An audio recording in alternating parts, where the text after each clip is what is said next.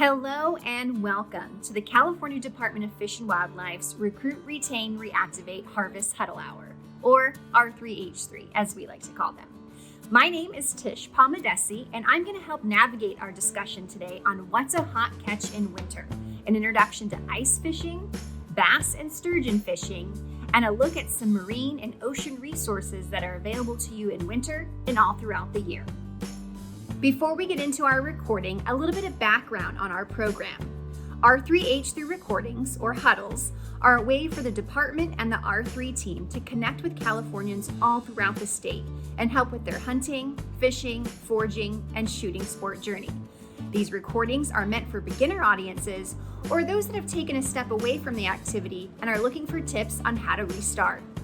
If at any time during our program you have a question, comment, or concern, or even an idea for an upcoming huddle, you can email us at r3statewideprogram@wildlife.ca.gov. And now, time for our program. We start by heading up to Lake Davis in Plumas County and talk to Pat Patterson, an expert ice fisherman and CDFW partner. This is an example of the kind of fish you can catch when you're ice fishing. Ice fishing in California? I'm not joking. Hi, my name's Pat. I'm with Pat's Guide Service, and we're out here on Lake Davis in California, and we are doing some ice fishing. I've been ice fishing for about 15 years. I've been guiding for ice fishing for about 7 years. Before you get out on the ice, one of the most important things you can learn is ice safety. Learning how to judge the ice thickness and conditions is critical to safely recreating on the ice, whether it be ice fishing, ice skating. There are numerous ice safety videos on the internet. I highly encourage you to watch some of them. There's a myriad of safety equipment you can purchase to be out on the ice. One of the most important is some flotation. This is a Striker ice fishing suit. It has flotation built into it. So if you do fall through the ice, it'll help you float and then extricate yourself out of the ice. Another very important tool are ice picks. They just go around your neck, pull them apart. They have very sharp spikes. If you're floating in the water because you're wearing your flotation and your arms are on the ice, you can use these ice picks to pull yourself out, to give you something to grip. They're a pretty important safety device. A throw rope to be able to throw to your buddy, or for your buddy to throw to you or somebody else that goes through the ice. Good piece of safety equipment to always have. A spud bar. This one's built into this ice dipper for chipping through the ice close to the shore where the water depth is shallow, so you can safely assess the ice to make sure it's thick enough to support you and go out and have a good time fishing. When you get on the ice, if it's glare ice, having some chains for your boots is very helpful in getting some traction. There's a bunch of different manufacturers of these to give you a little bit of extra grip on the ice. Having some trekking poles is a good idea. They give you a couple extra points of contact, and if you're pulling a sled with all your stuff in it out onto the ice, these help you push your way forward. Great pieces of safety gear. In order to check that ice thickness, you're going to need an auger. And an auger can be either a hand auger. These are relatively inexpensive, pretty easy way to start. Or you can get an electric or gas-powered auger. You'll need these to drill your hole in the ice, to check at the edge, and as you progress out on the ice to make sure you maintain safe ice thickness. And you'll also need them to put your hole in the ice so that you can catch some fish. There are a variety of equipment that you can purchase that will help increase your enjoyment of ice fishing. A fish finder such as this Humminbird Ice 45 is a flasher. There are other companies that make flashers that helps you check the water depth below the ice, and it lets you know whether there are any fish in the area as well. Another tool, especially here in California, if you purchase a second rod stamp, that is very useful is the jigging jaw jacker. The basic gear you need is an ice fishing rod. These can be purchased as a combo. You can get a rod, reel, and line fairly inexpensively at many retailers throughout the state and online. A good bucket is helpful for carrying your gear around. A chair, like this folding camp chair, it's pretty nice, or you can sit on your bucket. Basic tackle, such as small jigs, spoons. You can use bait, worms, power bait, all the things that you would use to catch fish during the summertime also work in the wintertime. Once you have your gear and you're set up, as you may or may not be able to tell, we're inside now. This is an ice hut, collapsible, foldable, and it can provide nice protection from the wind, snow, whatever you got going on outside the elements. The benefit to these shorter ice fishing rods is when you're sitting in your shack, such as this one, or out on the ice, and you're fishing in your hole, you can keep the tip of your rod close to the hole, and all of the action stays up above the hole. So when you're fighting the fish, you can control it a lot better. Some people do start with traditional length poles, but these ice fishing rod and reels make life a lot easier, especially if you're inside a hut like this one, which we're in today because of the wind, not so much because of the snow or the cold. If it is cold outside, you can grab a heater. These shelters have air ventilation. Getting a carbon monoxide detector inside while you're using a heater, similar to a little buddy heater or one of those catalytic heaters, you can fish in comfort even when you're ice fishing. So how does one go about finding a good place to fish on the ice? Most of the lakes that freeze safely enough to ice fish are at higher elevations all throughout the Sierra Nevada and California. Most tackle shops will be able to tell you, especially in the Sierras, which lakes are prone to freeze and therefore be safe to ice fish. The same lakes freeze pretty much every year all throughout the state. The ones that I fish are lakes such as Frenchman, Davis, Silver Lake down by Kirkwood area, South Lake, Caples Lake, Red Lake. Near my Truckee area, I fish Prosser, Boca. Occasionally, the ice will freeze safe enough to fish on Stampede Reservoir if you can get out there. If you're still feeling intimidated about getting out on the ice, do a little bit of research on the internet. There are a ton of YouTubers out there that give great ideas about different gear selection, species you can target, areas that you can think about trying to go fish. And just because somebody's doing an ice fishing video from Canada doesn't mean some of those tips and techniques can't apply to the same species here in California. Before going out onto your local lake, always check with the California Department of Fish and Wildlife website to check the regulations for that specific lake that you're planning to fish on.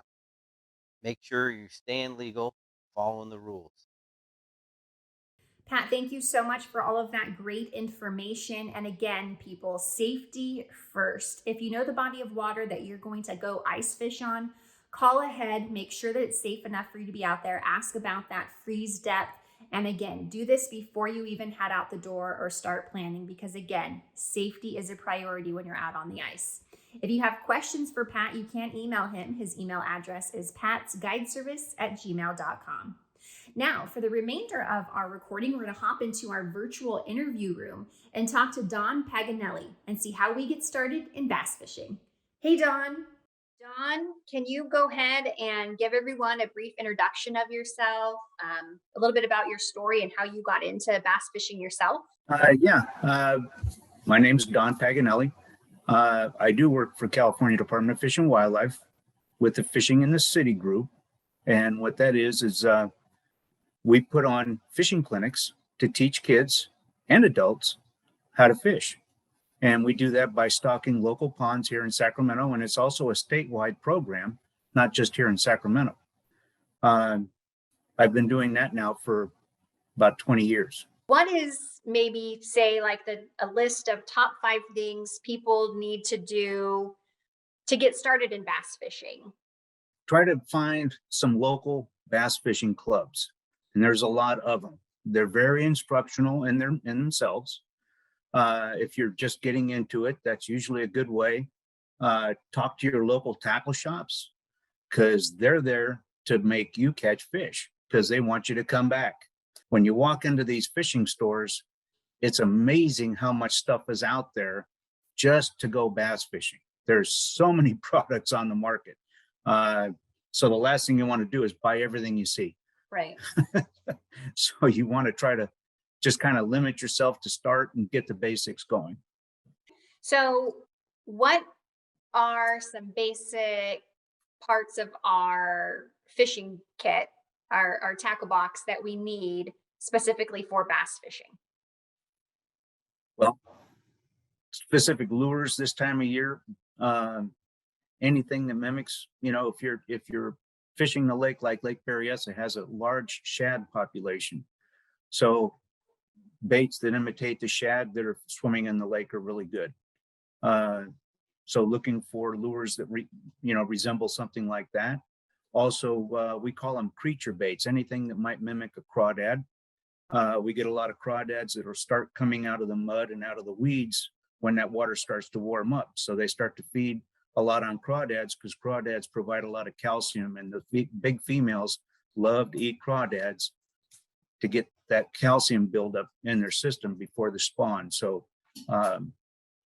anything that mimics that kind of stuff, we call them creature baits.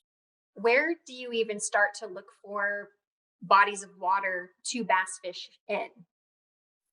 Well, again, local tackle shops will give you some good ideas for that.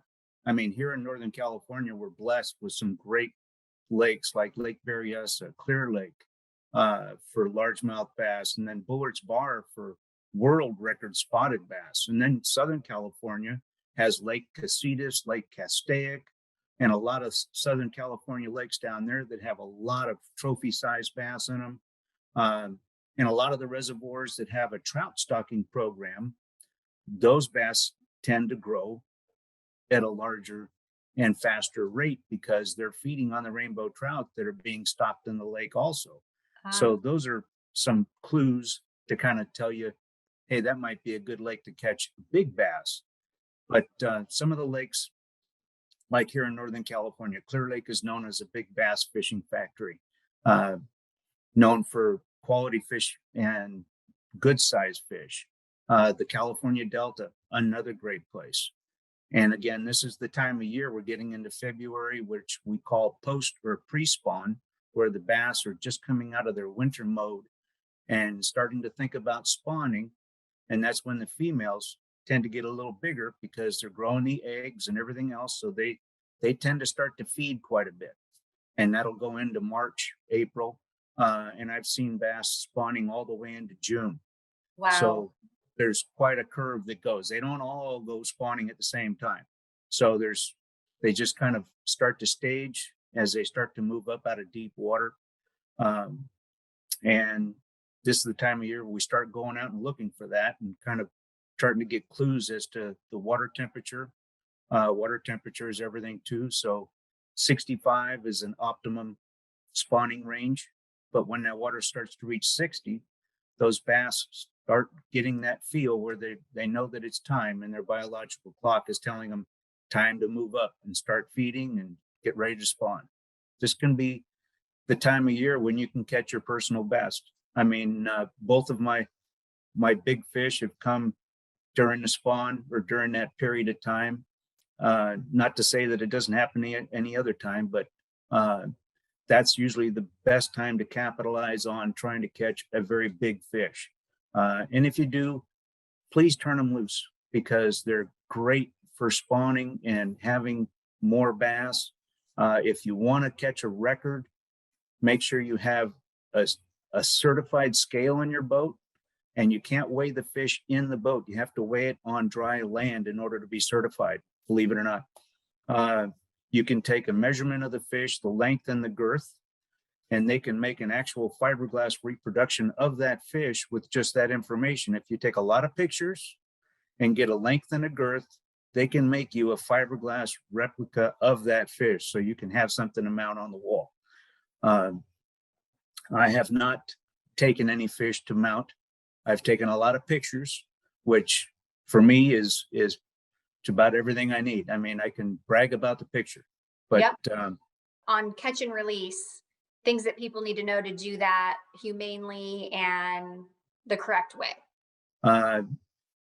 You just take the hook out as fast as you can, get some quick pictures. If you have a live well on your boat, you can put them in a live well for a while, let them kind of recuperate a little bit. Then you can get some good pictures and let them go.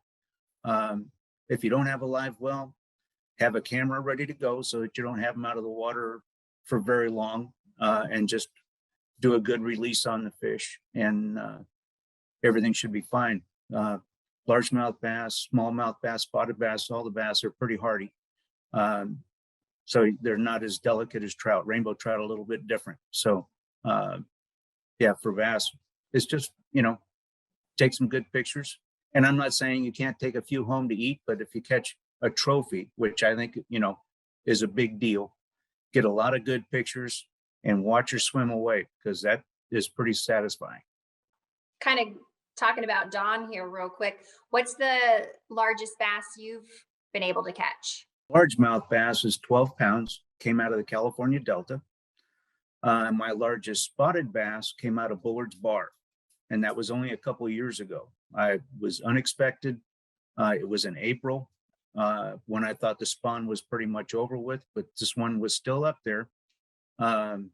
The world record is from that lake, and it's been broken 2 or 3 times now in that lake in Bullard's Bar, which is here in Northeast California. And then Clear Lake has a lot of big fish. My first double-digit fish came out of Clear Lake. But yeah, and there's some big smallmouth bass, not to misrepresent them, but smallmouth bass are always a lot of fun too. Lake Berryessa has a lot of big smallmouth bass in it, and so does Lake Almanor. Lake Almanor is a cold lake, and those fish start to wake up more like the end of April is a good time to go up there for smallmouth. Great smallmouth fishery, a lot of fun. So even when you think that the time to catch bass is over, you're saying you never know, or like, how would you gauge that? Just on water temperature, or? Well, bass fishing is 365 days a year, and most of the time you're following them in their attempt to either spawn, or they've already spawned and they're going into post spawn, where they're just going to start feeding again before it goes into winter. So there's a whole cycle to it. And once you get into bass fishing, you start talking to these guys and you start listening to what's going on, you start developing that cycle. And then we'll go into a fall bite. And the fall bite is when those bass get very anxious to feed before it goes into winter time. So there can be a very big bite right around September, October, just before the winter hits. So there's a lot of cycles to it. So it's not just the spring when they're up to spawn. You can actually get into a really good feeding frenzy in the fall. That's really good to know. And you're saying the more you get into it, you'll be able to track those cycles and follow those cycles. And the more you're making connections and following people on social, or talking to guides, or even just talking to other anglers, you'll start to learn that more. Oh, it gets in your blood and you can't get rid of it. Yeah, you would know, huh? Yeah. Okay, well, if people have any questions, can they reach out to you directly? Is there an email address or something where if people want expert Don's opinion on something, or have a question about a certain body of water or bait that they are interested in trying to use, can they email you? Through my email, which is dpagjb@spcglobal.net, and they can ask me questions anytime they want. Well, there you go. Everyone's first beginner resource is Don, so you can just email him.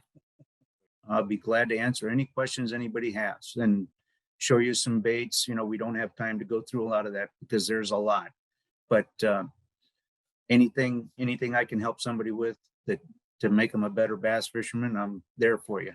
Thank you, Don. From that, we're going to move right into sturgeon fishing. Have with us Tom Schroyer joining us. Tom, can you take a few minutes and introduce yourself to everyone, maybe who you are, what you do, and how you got into sturgeon fishing? Yeah. My name's Tom Schroyer. I've worked for the California Department of Fish and Wildlife for 33 years, working exclusively on anadromous species, which sturgeon are one of those. And so I really took an interest in sturgeon, especially just because they're such a gigantic creature. And a lot of people have never seen one before, and they don't even realize they swim right here. But I've been a fishery biologist, senior fishery biologist, through the end of my career, which was just 2 years ago, and now I'm living the life fishing for them. Now, Tom, I know that before people even get started on their sturgeon fishing journey, they probably should educate themselves fully on the regulations surrounding the species, because I know not all sturgeon are available to be fished for. We just had that poaching incident coming out of Tracy, California. So, what do people need to know before they even start on their journey about the differences in sturgeon that you can and cannot fish for? That's correct. Here in this area, we have white sturgeon and green sturgeon. And the green sturgeon is the one that you cannot possess at any time. And you must immediately release them when you catch one. And they're a lot fewer in number. I mean, sturgeon in general, there's not a lot of sturgeon out there to speak of as per other fish species, but green sturgeon are very, very rare. And we want to try to take any precautions that we can to try to protect those species. So, Tom, what you're saying is, like with all species or whenever we're going to start something new, is you have to educate yourself and prepare before you ever even head out. If you don't know anything about the fish and how it feeds and where it can be found, you're in trouble right then and there. So the best thing to do is read as much as you possibly can about sturgeon. And those are places like the internet is a great resource. Um, Go to fishing seminars that are put on, kind of like over at Fisherman's Warehouse or at the Sportsman's Expos. There's sturgeon fishing guides that are there, and they can provide a lot of good information. Talk to people that are out there fishing for them. Just go out to fishing places where there's boat launches and ask them if they've been fishing for them. I got a lot of information from your basic fishermen. Talk to your friends, and then I can't say it enough, know those regulations inside and out, because there are quite a few set forth right now just to protect the species. All right, so we've educated ourselves and done some background on this species. We are studying the regulations and know those before we head out. Now what? Do we magically catch a sturgeon? It's been said several times now that it takes over 100 hours to catch your first legal sturgeon. I don't know Wow. who started that or what, but I've heard it over and over again, and I believe it because I've been there.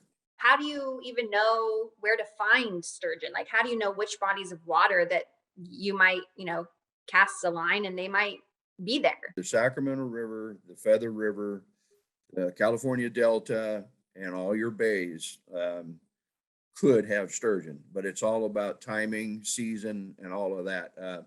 When they're going up to spawn, the Sacramento River and the Feather River are your best bets. But Okay. there's also sturgeon that are still uh, living out in the bays and delta where they really like to hang out, that are not spawning yet. Sturgeon spawn every 2 to 6 years, and so there's time gaps in there when sturgeon aren't found in the Sacramento River and exclusively found out in your bays and estuaries and ocean. By the way, those fish are well traveled. We have sturgeon that are tagged that have been found up in Oregon and vice versa. So I wouldn't put a lot of effort in fishing for sturgeon out in the ocean, but your bays and estuaries are a very good place to start if you want to fish year round for sturgeon. Is there a certain time of year where they are spawning? I know we're Yeah. doing, okay, so is that now? Yes, it is. funny you should mention that. So yes, right now, I've seen sturgeon in a river as early as November, clear up above Knight's Landing. But where they're heading is above Calusa and higher up. But as these months come into the springtime, all the way up to the month of April and even May, you have sturgeon that are coming up the Sacramento River and the Feather River to spawn. Okay. Everyone thinks that sturgeon want to hang out in deep water, and that's not necessarily true. We've caught sturgeon in as shallow as 3 feet deep in San Pablo Bay. Wow. So, when they're feeding up on the mud flats, they have been caught in very, very shallow water. So, I want to, I guess, dispel the myth that they always got to be in deep water, because they're not. Now, So, are they bottom feeders? Is that why people think that they are like deep water? that is exactly where you will find sturgeon that are actively feeding, is on the bottom. Their mouth is actually on the bottom side of their head, not like the front side of a fish's head.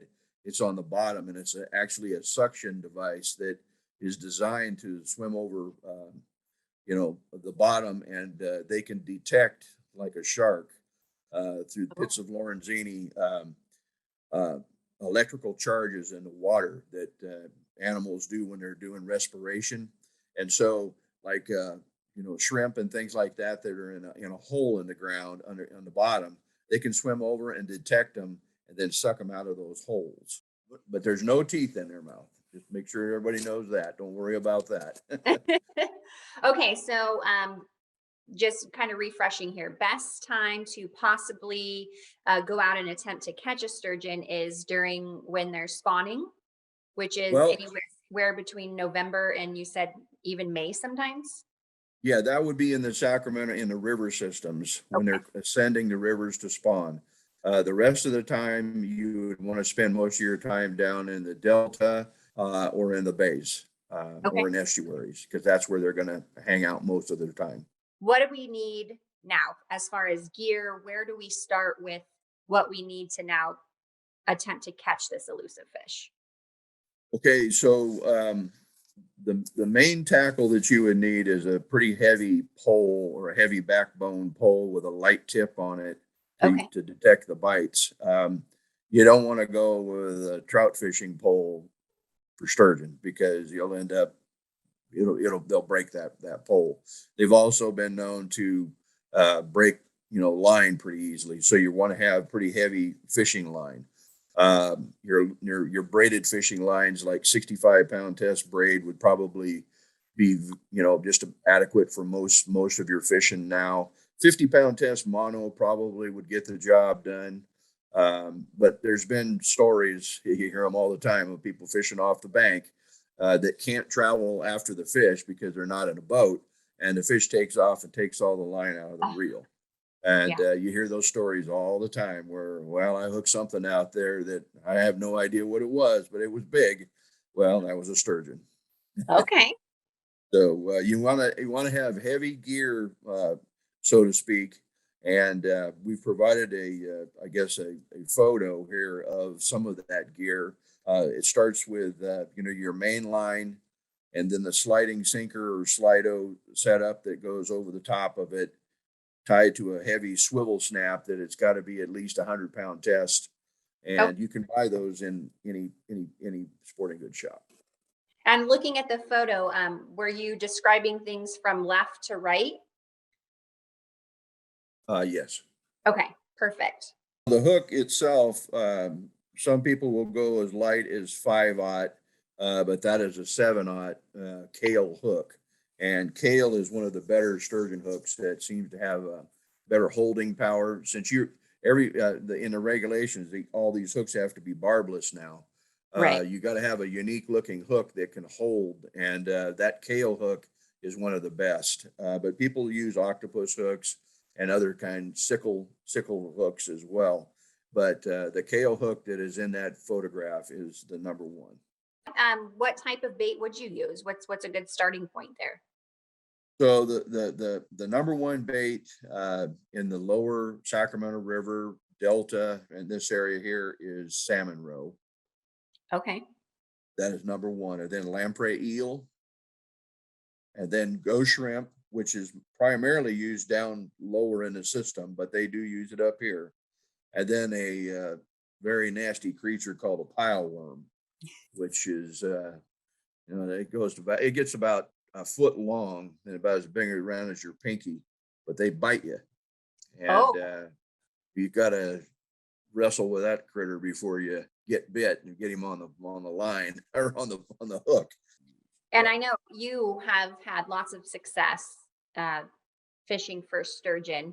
You unfortunately don't like to take many photos, so we don't have your biggest, but what is the largest sturgeon that you've been able to catch? Your My best. personal best is 8 foot 10 inches long and Wow. somewhere over 350 pounds. Oh my Uh, goodness. I mean, we got it up to the boat and took a quick measurement of it and released it. But I have had friends who have caught sturgeon to 9 foot long and 406 pounds. Wow. Can people reach out to you if they have any more questions specifically and, just maybe even want to ask you a few more questions? Do you have an email address that people could possibly email you some questions to? I love to talk to people about fishing. I used to work on Angler Survey, and I've talked to thousands of anglers on the water. So that I really like to see people, be able to catch these fish and not spend all that kind of time out there and money, in hopes to catch one. And if you can give them the proper information, maybe they can get out there and get the job done a little sooner.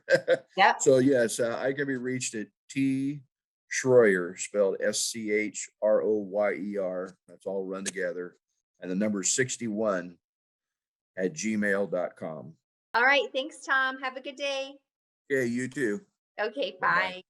All right. Now we're going to move into some great resources that are available for those of you looking to help navigate ocean and marine fishing. For that, we're going to turn to CDFW's own Travis Buck and John Ugeritz. Travis, John, welcome to the conversation. And before we really dive into explaining all of this to everyone, can you guys give a brief introduction on who you are and what you do for CDFW? Yeah, thanks, Tish. I'll start. My name's John Ugeritz, and I'm the Marine Region's Pelagic Fisheries and Ecosystem Program Manager. That means that I really work on management of the large pelagic fisheries, things like sardine and anchovy and mackerel, as well as tunas and sharks and swordfish. So the big things, often more commercial, but some recreational fishing going on there, and a lot of use of those species as bait for important recreational fisheries. And in my program, I also oversee all of the Marine Region outreach staff, and that's where Travis comes in. Hi, my name's Travis Buck. I'm a senior environmental scientist supervisor for the department. I work in John's Pelagic Fisheries and Ecosystem program, and I supervise our highly migratory ecosystem and outreach project. Diving right in.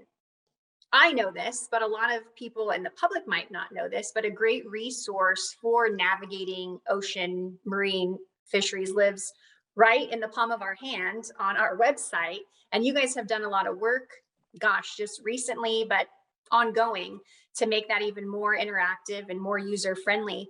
So let's just dive right in. Great, thanks. I'll kick it off with our Marine Region homepage. So this is within the department's larger website.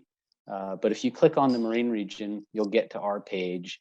And we have 4 key areas that we think the public is really interested in: ocean regulations, marine protected areas, information about all our marine species, and then the details on the data and management and research activities that the Marine Region undertakes on a day-to-day basis.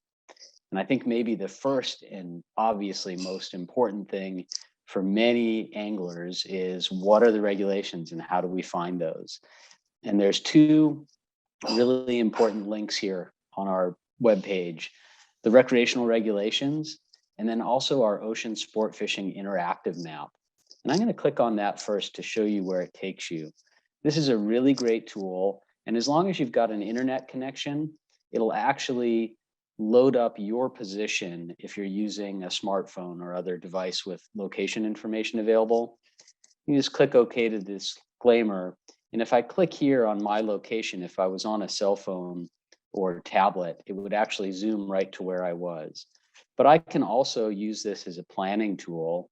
And let's say I want to go fishing somewhere on the Central Coast. And I find out that I'm near Point Arguello and Point Conception. And I see this big red area here. That's one of our marine protected areas. And I can click on it and actually get the regulations and the coordinates for that area.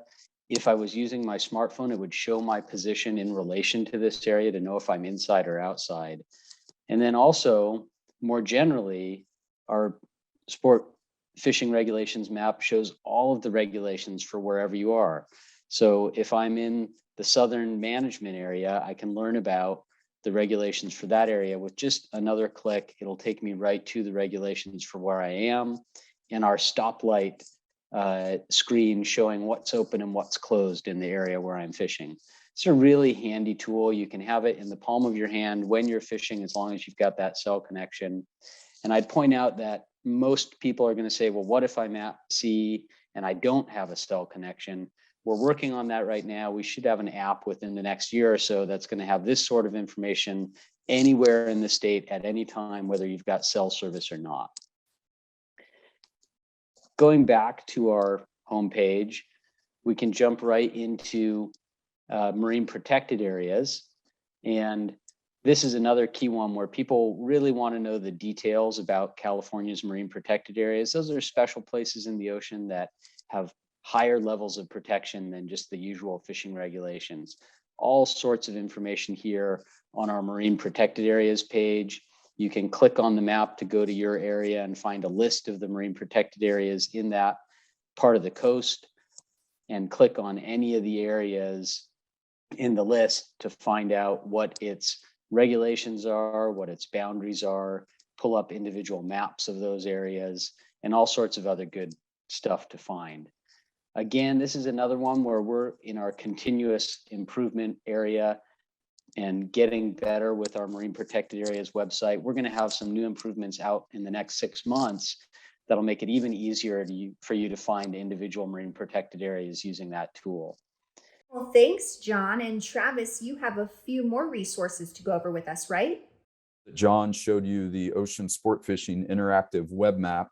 Right above that, you can also click on recreational regulations, and that will take you to this other feature that we have, which is the California Ocean Sport Fishing Regulations Map. And here you can click on the area of the state where you reside or where you plan on going saltwater fishing. So for example, let's say I wanted to go fishing off the coast of San Luis Obispo. Let's see, I would hover right here and I would click on that. It's referred to as the Central Management Area.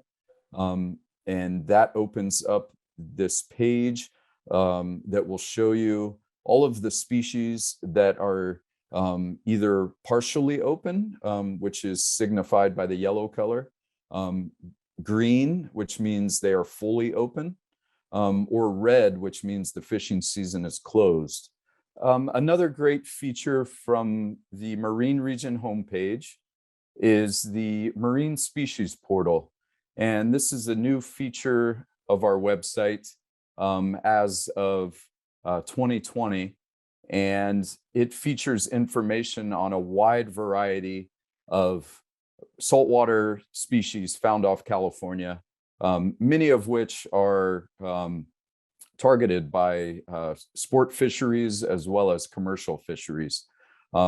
And just scrolling down through the Marine Species Portal, you can see that each species is featured with an illustration, and you can click on the species. For example, let's click on the cabezon fish, and you'll be taken to a species at a glance page where you can find information on the species such as scientific name, range, So where this particular species of fish lives and can be found, habitat for the fish, size, lifespan, information on reproduction, information on prey and predators, as well as the fishery for the species.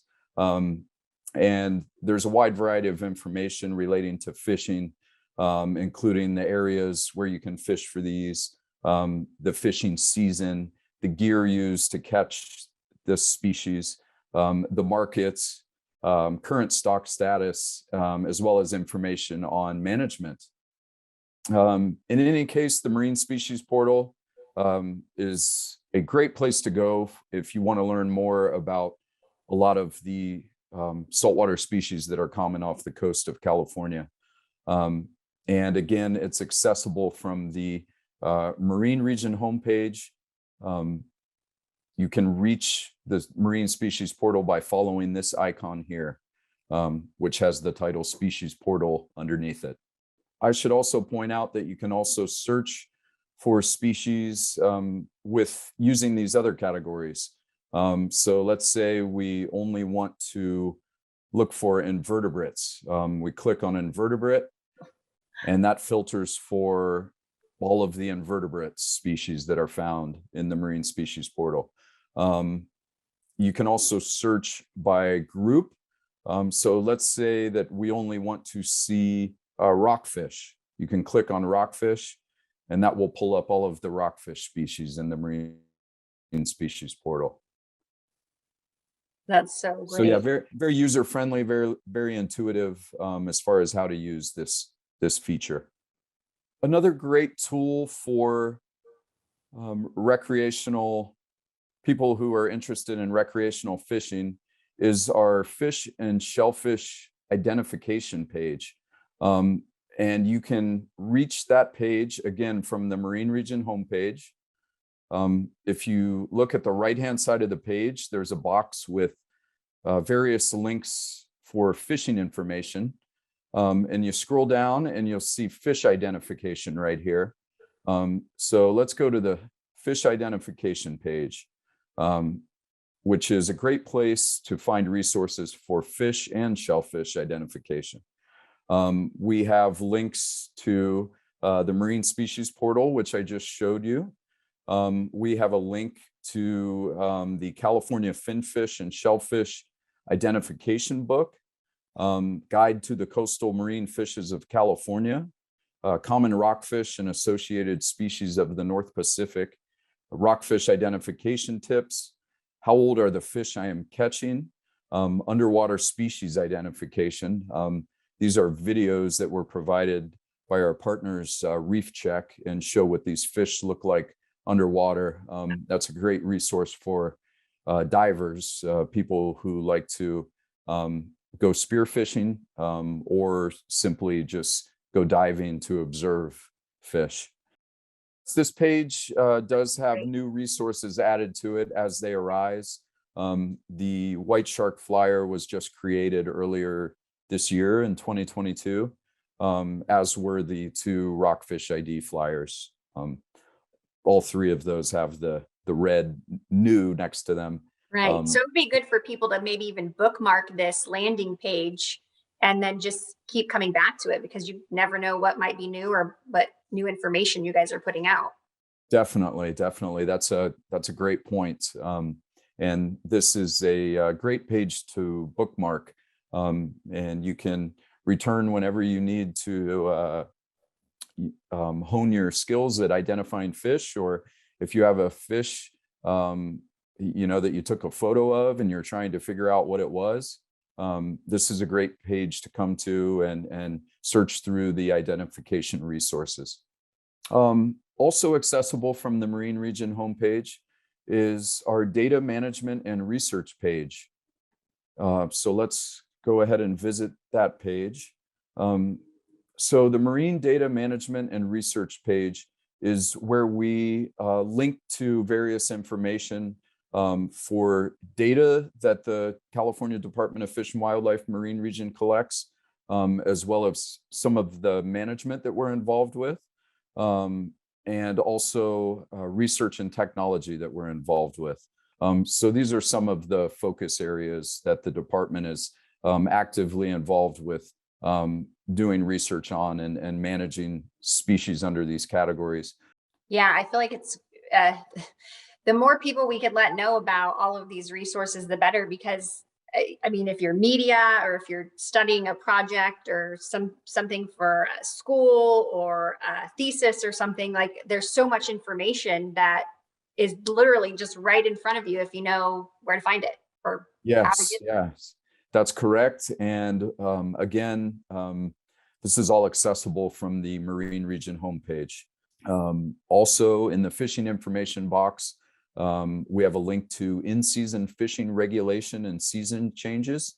You should always refer to the fishing regulations, the most up-to-date ones before you go out on your fishing trip. Make sure you know the rules before you go. So I just clicked on that link and we were taken to the in-season ocean fishing regulation changes.